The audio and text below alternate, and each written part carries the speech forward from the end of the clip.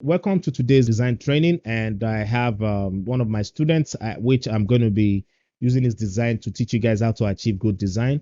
And I already received the design that we're going to be using today from him.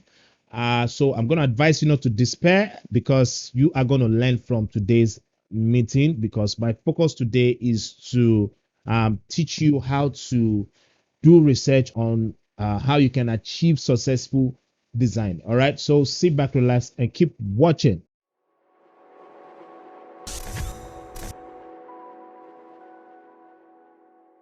So this is the design that I received from one of the students, and his name is Shino. Just in case you care to know his name. After asking Shino what exactly is the challenge with the artwork or the goal of the artwork, Shino said it's evangelism artwork that focus on people on the street. And he said the age range of these people, the target audience, is 16 to 40. And after asking him what he thinks about the project, he said the project is not really looking like what he think is okay to capture the right people's attention.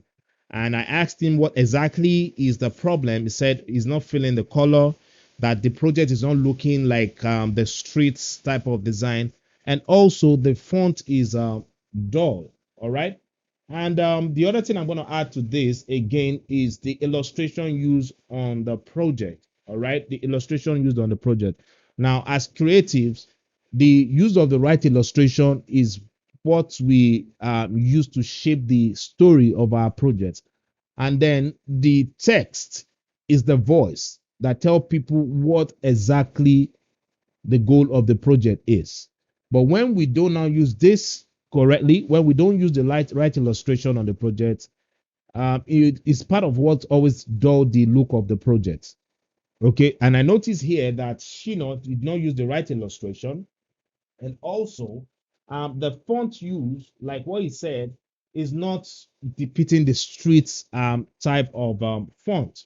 All right. So, but before I get to the showing you guys the my version of this design, I want to quickly show you guys how you can do research whenever you're asked to work on design projects using the problem that Shino sent to me that is having issue with, or what the project lack. All right, the things that the project lacked that made it not to look successful to him.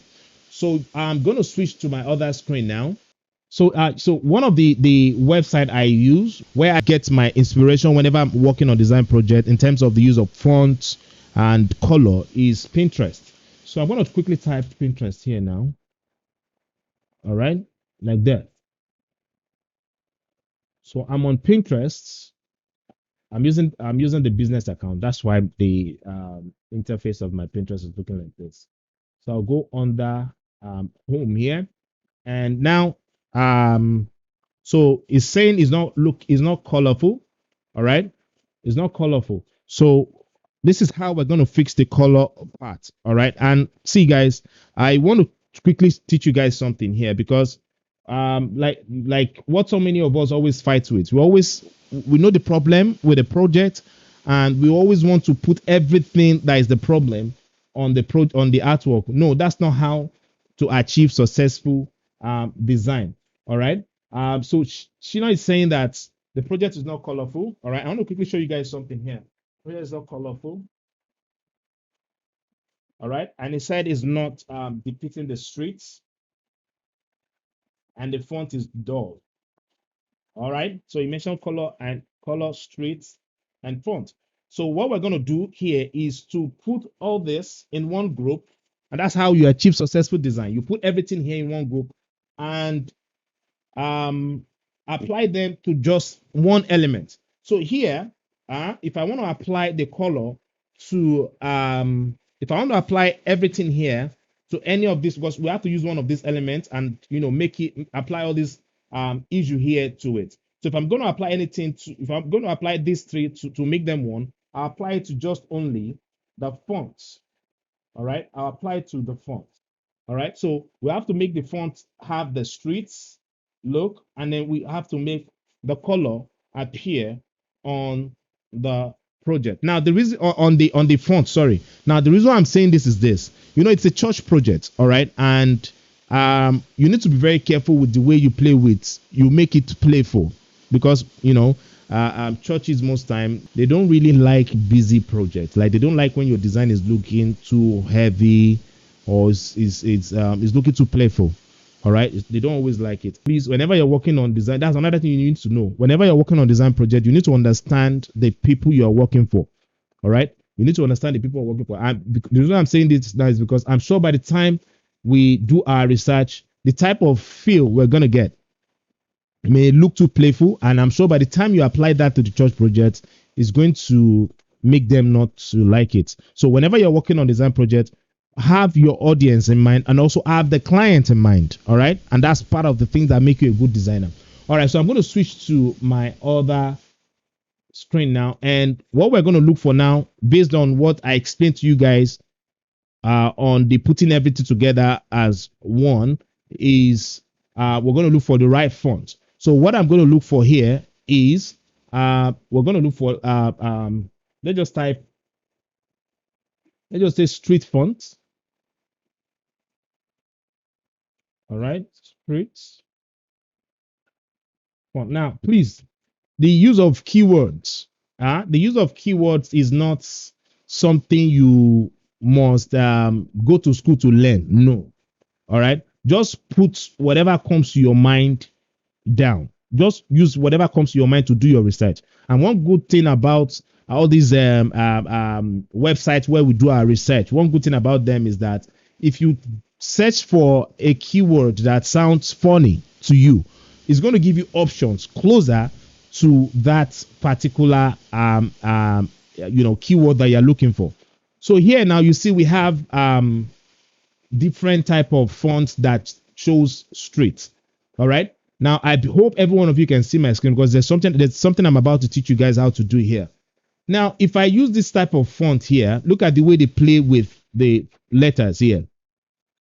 This already look youthful, like you look like something that you can do for youth that's will draw their attention, and it's still visible. The letters are still visible.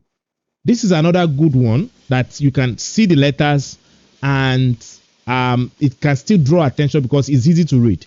This type of font here cannot work for church artwork. Why? Because it's difficult to see.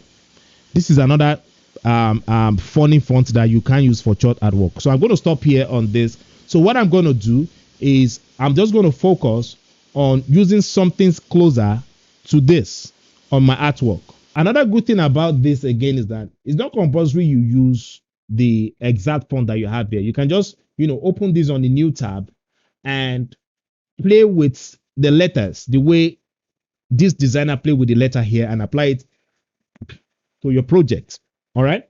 So then for the part of the color, now I'll go back again because we creatives always make this mistake of, okay, since I've gotten the right font, okay, so how am I going to get the right color? See, if you go back again now, all right, you'll notice that you have fonts with colors on them. This is one here. See the way they combine the color on this. All right, you can use the color on this, the way they apply this color on this font here, and apply it to this, and it will still fly. All right, it will still fly. This is another good one here, but please do not make the color to be too much on the project because, like I said, it's a church project and you need to be careful with the way you play with the elements. All right, the color must not be too much. The playing with the font should not be too over playful. All right, it shouldn't look too playful. Okay, so yeah.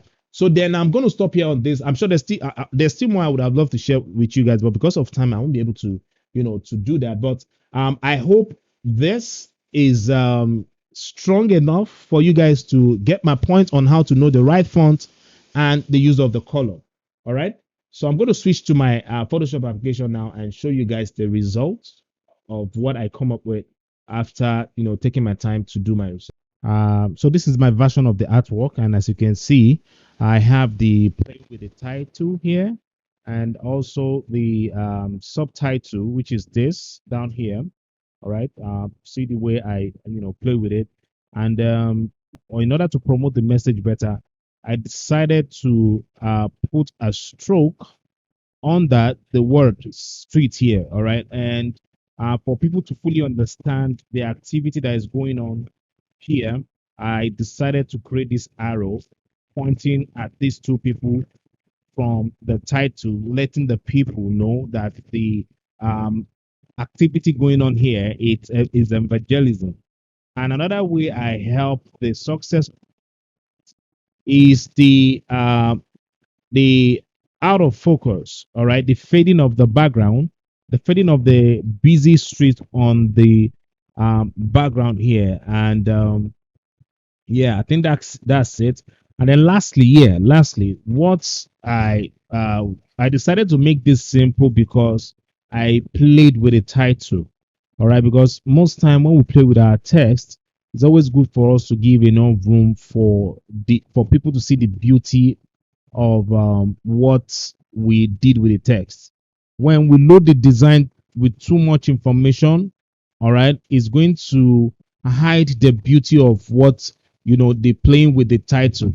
Yeah, so guys, this is not the only solution to making this look better. There are several ways you can achieve a project like this that would help the success of the design. All right, I decided to just do this to help you guys understand how you can create a project that will focus on the right audience. All right. And I hope you learned something from today's video. And so if you have not subscribed, guys, remember to hit the subscribe button and also remember to click the post notification bell so you get notified when I post my tutorials. All right. So if you like this video, give it a thumbs up and also drop a comment if you enjoyed the video. All right. So thank you so much for watching and I'll see you in the next one. Peace.